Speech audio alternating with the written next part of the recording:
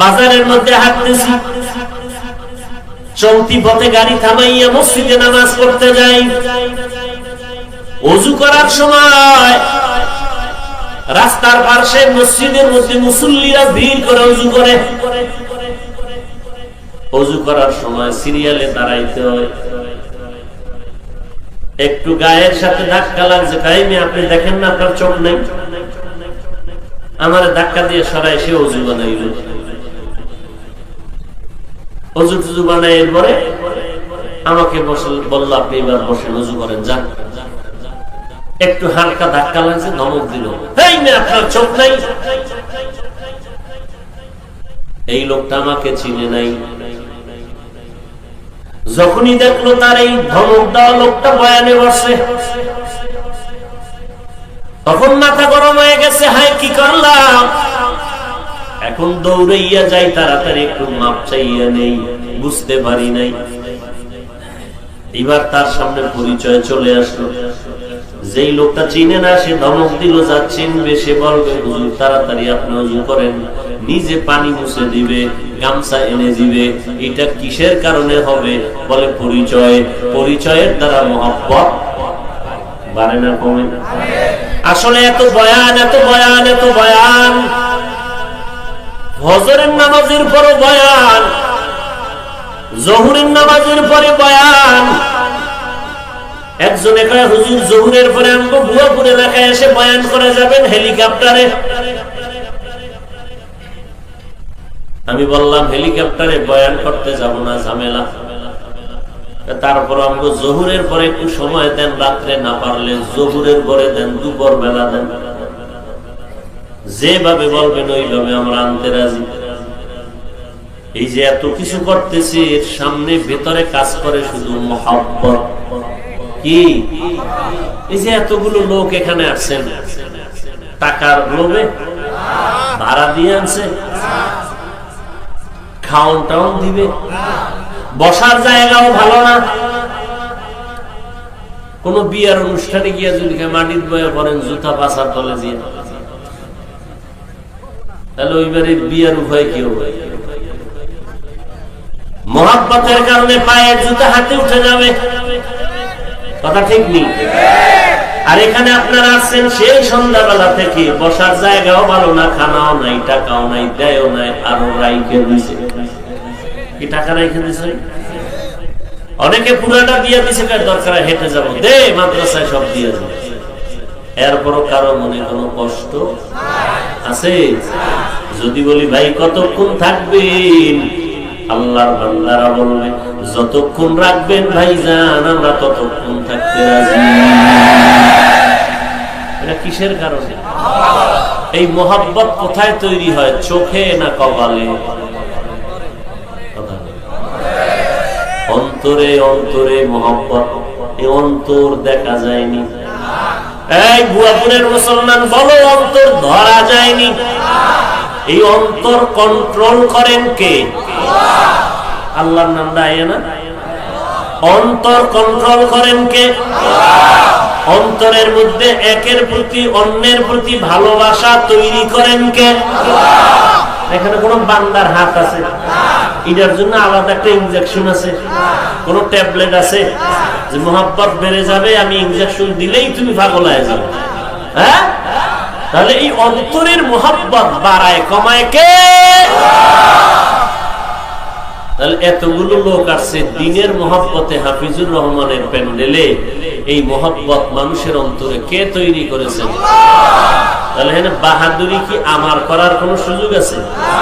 গুণগান প্রশংসা যা করবো কার? তাহলে কিছু যদি বলার হিংসা লাগে, এত লোক হয় কেন? তা আল্লাহরে বলো, আল্লাহ তুমি এত মহব্বত অন্তরে জমাইলা কেন? এত মহব্বত জমাইলা কেন? এখানে তো বান্দার কোনো হাত নাই, মহব্বত তৈরি করে দেয় আমার আল্লাহ। অতএব এই মহব্বত এমন মহব্বত, মানুষ মহব্বতের কারণে একে অন্যের জন্য জীবন দিয়া দেয়। একটা শিশু বাচ্চার কাছে 500 টাকার বান্ডিলের দাম কত? কথা বলেন না কেন? ওর কাছে 1 টাকাও যা, 500 টাকার বান্ডিল ও আগুনে ফেলতে কি বিসমিল্লাহ পড়বে? বলেন। কিন্তু যে 500 টাকার মর্যাদা বুঝে আর 1 টাকার মর্যাদা বুঝে, সে 1 টাকার তুলনায় 500 টাকা পাইলে যত্ন কম করবে না বেশি?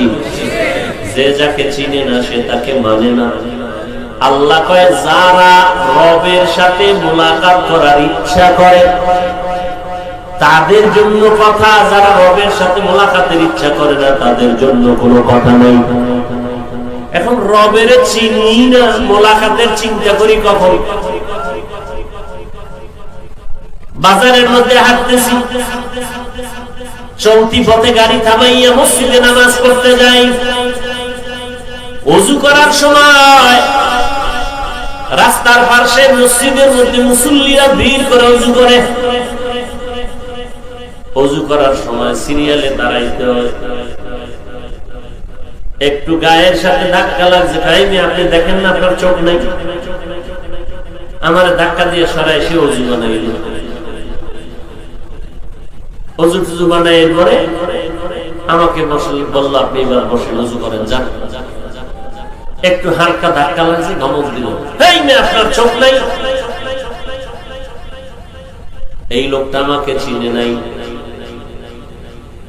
যখনই দেখলো তার এই ধমক দেওয়া লোকটা বয়ানে বসে, তখন মাথা গরম হয়ে গেছে, হায় কি করলাম। এখন দৌড়াইয়া যাই, তাড়াতাড়ি একটু মাপ চাইয়া নেই, বুঝতে পারি নাই। এবার তার সামনে পরিচয় চলে আসলো। যেই লোকটা চিনে না সে ধমক দিল, যা চিনবে সে বলবে হুজুর তাড়াতাড়ি আপনি ওযু করেন, নিজে পানি মুছে দিবে, গামছা এনে দিবে। এটা কিসের কারণে হবে? বলে পরিচয়। পরিচয়ের দ্বারা মহব্বত বাড়ে না কমে? আসলে এত বয়ান, এত বয়ান, এত বয়ান, ফজরের নামাজের পরে বয়ান, জোহরের নামাজের পরে বয়ান। একজন এখানে হুজুর জোহরের পরে আমাকে বুয়াপুর এলাকায় এসে বয়ান করে যাবেন হেলিকপ্টারে। আমি বললাম হেলিকপ্টারে বয়ান করতে যাব না, ঝামেলা। তারপর আমাকে জোহরের পরে একটু সময় দেন, রাত্রে না পারলে জোহরের পরে দেন, দুপুর বেলা দেন, যেভাবে বলবেন ওইভাবে আমরা আনতে রাজি। এই যে এত কিছু করতেছি, এর সামনে ভেতরে কাজ করে শুধু মুহাব্বত। কি এই যে এতগুলো লোক এখানে আসছেন টাকার লোভে, ভাড়া দিয়ে আনছে, খাওন টাউন দিবে, বসার জায়গাও ভালো না। কোন বিয়ার অনুষ্ঠানে গিয়ে যদি মাটির বয়ে পড়েন জুতা পাশার তলে দিয়ে, তাহলে ওইবারে বিয়ার উভয় কি হবে? মুহাব্বতের কারণে পায়ের জুতা হাতে উঠে যাবে, কথা ঠিক নেই? আর এখানে আপনারা আসছেন সেই সন্ধ্যাবেলা থেকে, বসার জায়গাও ভালো না, খানাও নাই, টাকাও নাই, দেয়ও নাই, আরো রাইখে দিছে। কি টাকা রাইখে দিছে? অনেকে পুরাটা দিয়ে দিছে, দরকার হেঁটে যাবে, দে মাদ্রাসায় সব দিয়ে দিচ্ছে। এরপরও কারো মনে কোনো কষ্ট আছে? যদি বলি ভাই কতক্ষণ থাকবেন, আল্লাহর বান্দারা বলবে যতক্ষণ রাখবেন ভাইজান আমরা ততক্ষণ থাকতে রাজি। এটা কিসের কারণে? এই মুহাব্বত কোথায় তৈরি হয়? চোখে না কপালে? অন্তরে। অন্তরে মুহাব্বত, এই অন্তর দেখা যায়নি। এই বুয়াপুরের মুসলমান বলো, অন্তর ধরা যায়নি। এই অন্তর কন্ট্রোল করেন কে? আল্লাহর নাম দেয় না? অন্তর কন্ট্রোল করেন কে? অন্তরের মধ্যে একের প্রতি অন্যের প্রতি ভালোবাসা তৈরি করেন কে? এখানে কোন বান্দার হাত আছে? এটার জন্য আলাদা একটা ইনজেকশন আছে? কোন ট্যাবলেট আছে যে মুহাব্বত বেড়ে যাবে, আমি ইনজেকশন দিলেই তুমি পাগল হয়ে যাবে? হ্যাঁ, তাহলে এই অন্তরের মুহাব্বত বাড়ায় কমায় কে? তাহলে এতগুলো লোক আছে দিনের মুহাব্বতে হাফিজুর রহমানের প্যান্ডেলে, এই মুহাব্বত মানুষের অন্তরে কে তৈরি করেছে? তাহলে হ্যাঁ, বাহাদুরি কি আমার করার কোন সুযোগ আছে?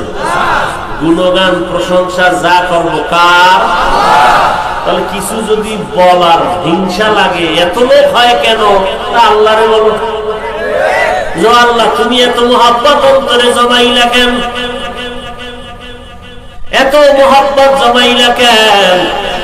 এখানে তো বান্দার কোনো হাত নাই, মোহাব্বত তৈরি করে দেয় আমার আল্লাহ। অতএব এই মোহাব্বত এমন মোহাব্বত, মানুষ মোহাব্বতের কারণে একে অন্যের জন্য জীবন দিয়া দেয়। কিসে বিদ্যুৎ নাই, রাস্তায় ঘুরে কানের গোড়ায় মোবাইল কয়, কি ব্যাপার কয়, মোরাকাবায় আছি। ঘুমের খবর নাই, মা কয় ঘুমাও, কয় মা তুমি ঘুমা, আমার টেনশন করিও না। মা একদিন টের পেয়ে গেছে কোন মোরাকাবায় রে ভাই। মা কয় বাবা এদিকে যাস না, আয় তোরে আমি একদিন মাইয়া নিয়ে দেবো, তারপরে পেতনির কাছে যাস না। ছেলে কয় মা এই পেতনি আমার জীবনের জীবন, আমার মরণের মরণ, বাঁচলে দুজন একসাথে বাঁচবো, না হয় দুজন এক রশিতে মরে যাব। তোমার এমপি মন্ত্রী মাইয়া লাগবে না, জলের ওই নদীর পানি ঘোলাও ভালো, কুলের মেয়ে কালো ভালো। তুমি দেখো আমার মেয়েটা কালো, এটাই আমার কাছে ভালো। কিসের কারণ? মা বুঝায়, বাবায় বুঝায়, মা তোমারে ছাড়তে রাজি, এই নর্তকীরে ছাড়তে রাজি, এই ডানা কাটা পরি আমি ছাড়বো না, মা তোমারে ছাড়বো, বাড়ি ছাড়বো, গাড়ি ছাড়বো। বলেন তো এত যে প্রতিজ্ঞাবদ্ধ হইল, ভেতরে মেডিসিন কি? বলেন না কেন? মহব্বতের কারণে জীবন দেয়। এরে নবীর উম্মতের দল, আল্লাহ পাক আলেমদের প্রতি মানুষের অন্তরে মহব্বত ঢুকায় দেয়, কারণ আল্লাহ পাক এই জমিনের মধ্যে আলেমদের মাধ্যমে দ্বীন জিন্দা রাখবেন। অতএব আলেমদের যত লিস্টি করো আর মাদ্রাসার লিস্টি করো না কেন, আলেমদের অন্তরের মহব্বত মানুষের অন্তর থেকে দূর করতে পারবা না। কোন মেডিসিন নেই দূর করার। মামলা করো আর হামলা করো, আল্লাহ যাদের হেফাজত করবেন। কোন মামলা হামলায় আলেম থেকে উম্মতকে আলাদা করা যাবে? ভাইরা আমার, এমনি তো নাচনেওয়ালা বুড়ি, আরো যদি পায় ঢোলের বাড়ি। দুঃখ, বেঈমানেরা দুই কথা বলবে, বেদাতীরা দুই কথা বলবে, মেনে নেওয়া যায়। কিন্তু আমার ঘরের সন্তানেরা যদি দুই কথা বলে, মেনে নিলেও মনের কষ্ট দূর করা যায় না। ইসলামের দল ব্যানার টানাইয়া যদি আবার ইসলামওয়ালাদের বিরুদ্ধে কথা বলে, মানে এটা মানা যায়? আওয়ামী লীগ, বিএনপি এরা যদি দুই কথা কয়, আলেম মাদ্রাসার বিষয় মেনে নেওয়া যায়, কারণ এরা তো ইসলাম কায়েমের জন্য রাজনীতি করে না। কথা ঠিক না?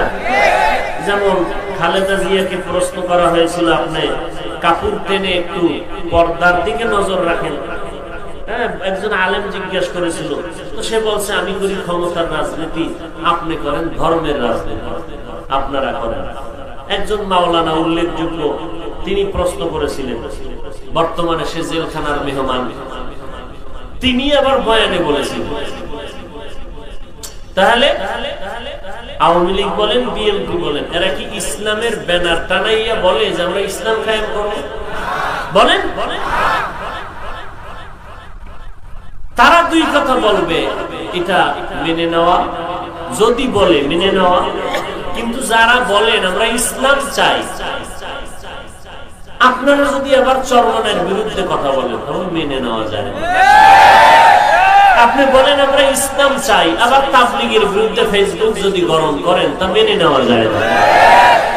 যদি বলেন আমরা ইসলাম চাই, আবার যদি কওমি মাদ্রাসার বিরুদ্ধে বলেন, তা মেনে নেওয়া যায় না।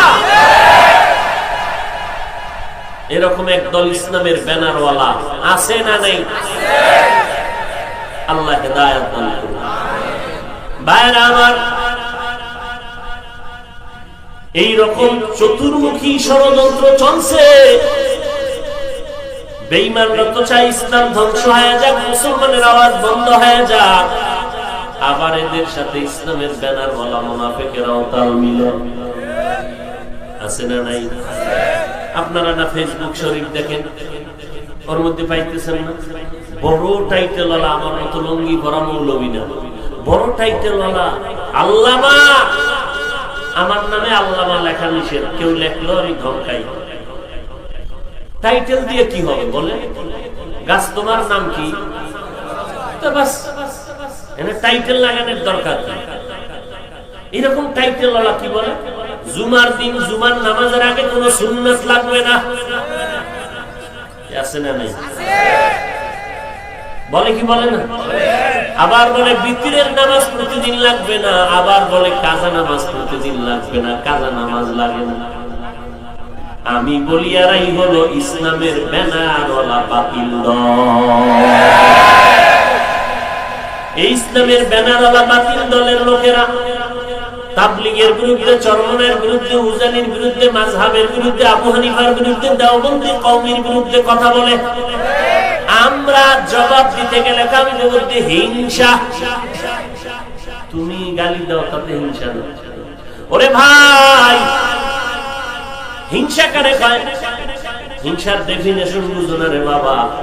এই যে কোরবানি গেল কয়েকদিন আগে, কোরবানির 7 ভাগ গরুর মধ্যে নেওয়া যাবে না, আবার কয় নিলেও আকিকার অংশ নেওয়া যাবে না। এরা কারা? সব কথার একটাই হলো ইসলামের ব্যানারওয়ালা বাতিল দলের সদস্য।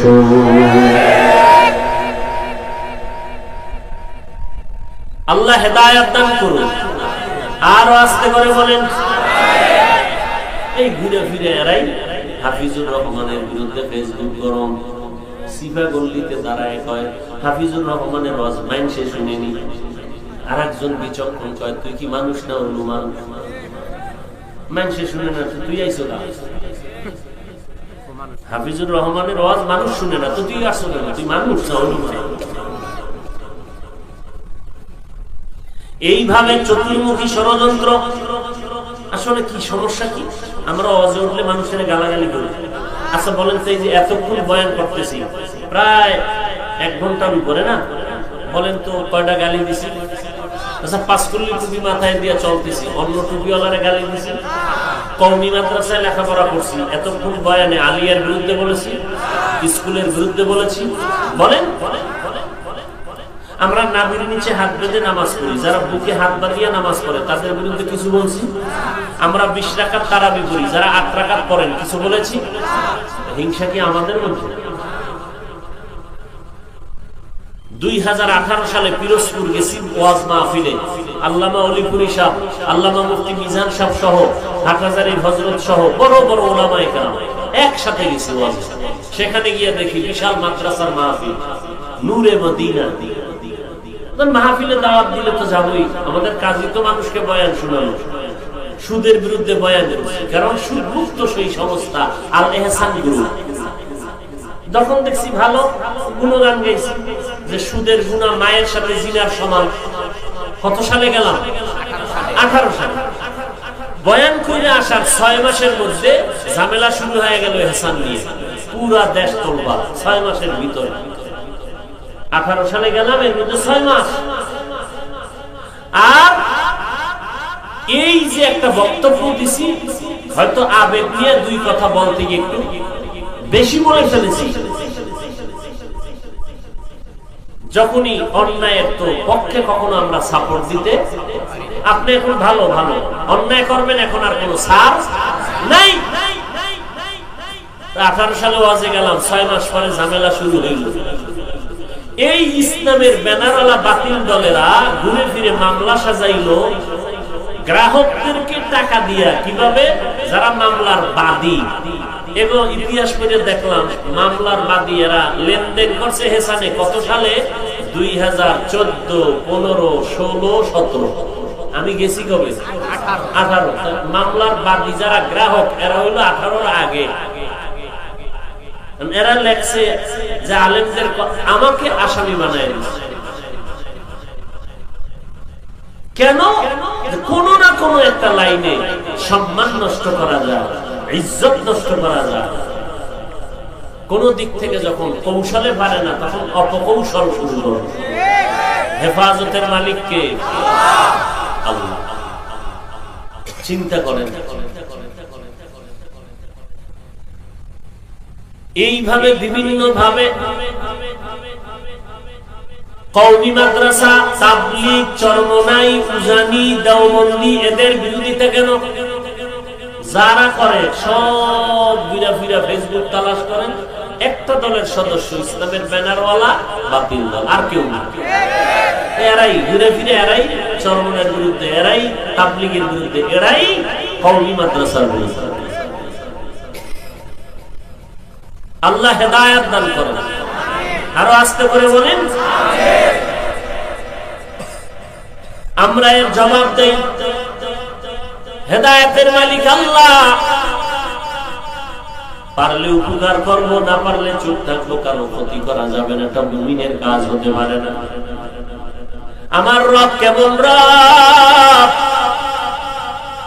মানুষ চায় বান্দাকে বিপদে ফেলতে, আল্লাহ চায় বিপদ থেকে উদ্ধার করতে। কাটটা টিকবে।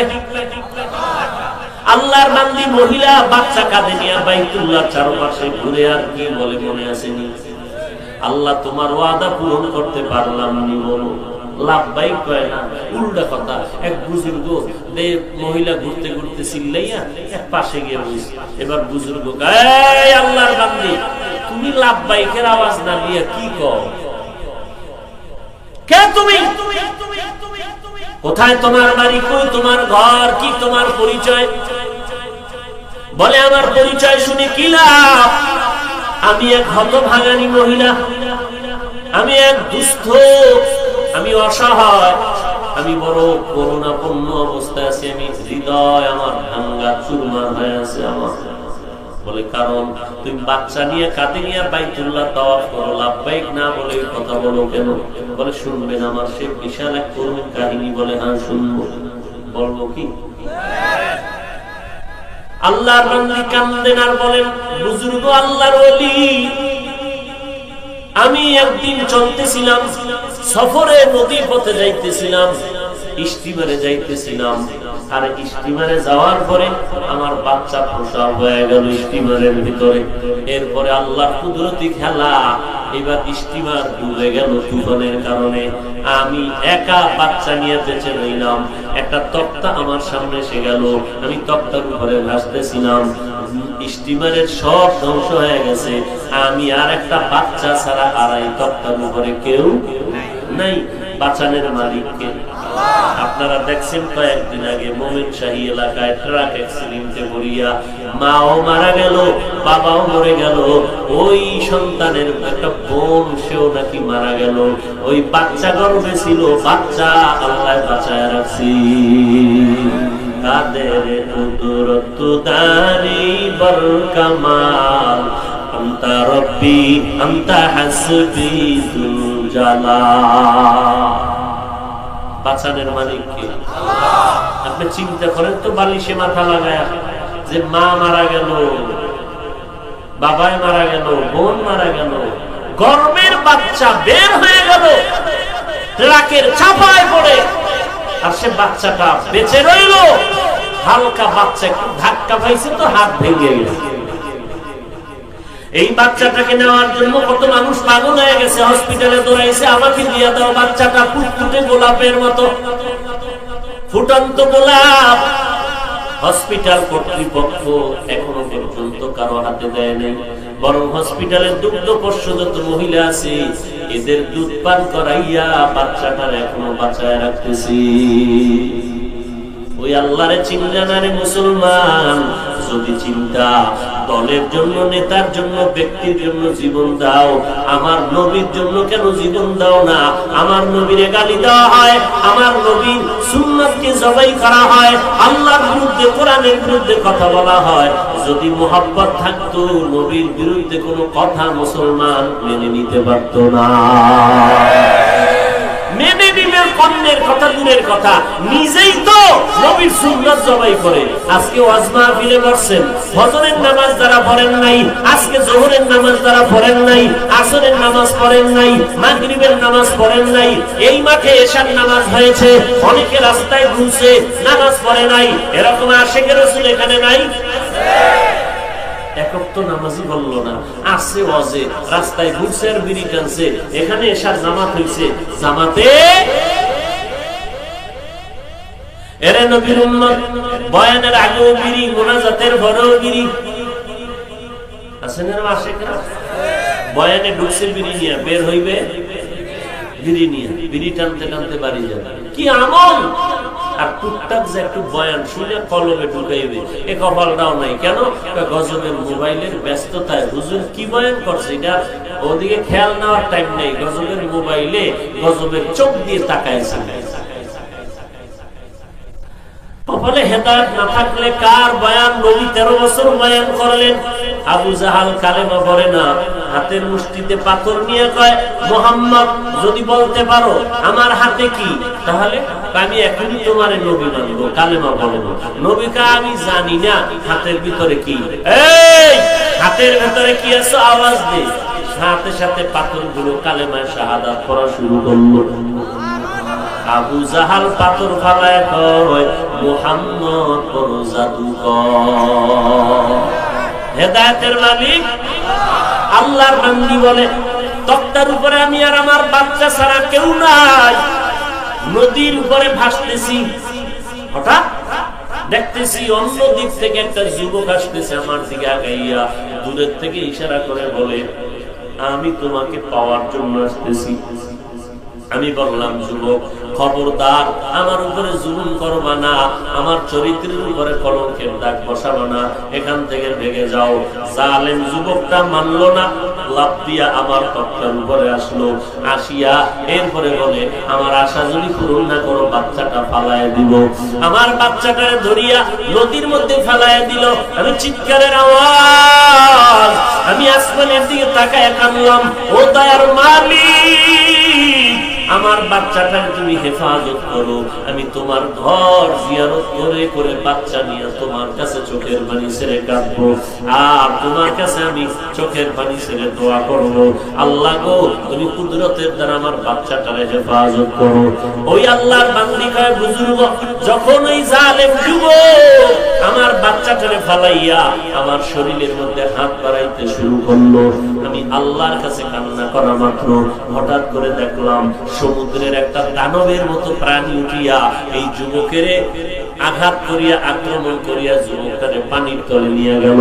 এবার তক্তার উপরে আমি মাত্র একা বসে আছি। তক্তাটা ভাসতে ভাসতে ভাসতে ভাসতে কিনারায় চলে গেল। কিনারায় যাওয়ার পরে আমি এবার নামলাম। নেমে দেখি জঙ্গল, বাড়ি নাই, ঘর নাই, কোনো রাস্তা নাই।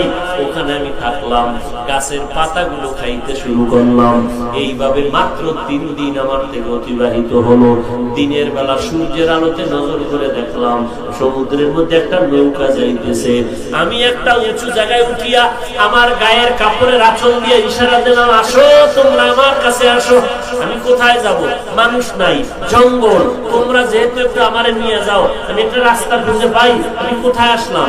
যখন এই ইশারা পাইল, নৌকার মাঝি নৌকা পাড়ের দিকে ঘুরাইয়া দিল। কিনারায় আসলো। মহিলা বলে আমি সামনে আগাইলাম। সমুদ্রের কিনারায় গিয়ে দেখি নৌকার মধ্যে 3 জন লোক বসা, 2 জন নৌকার 2 মাথায় বসা, মাঝখানে একটা লোক বসে একটা বাচ্চা কোলের মধ্যে নিয়ে বসা।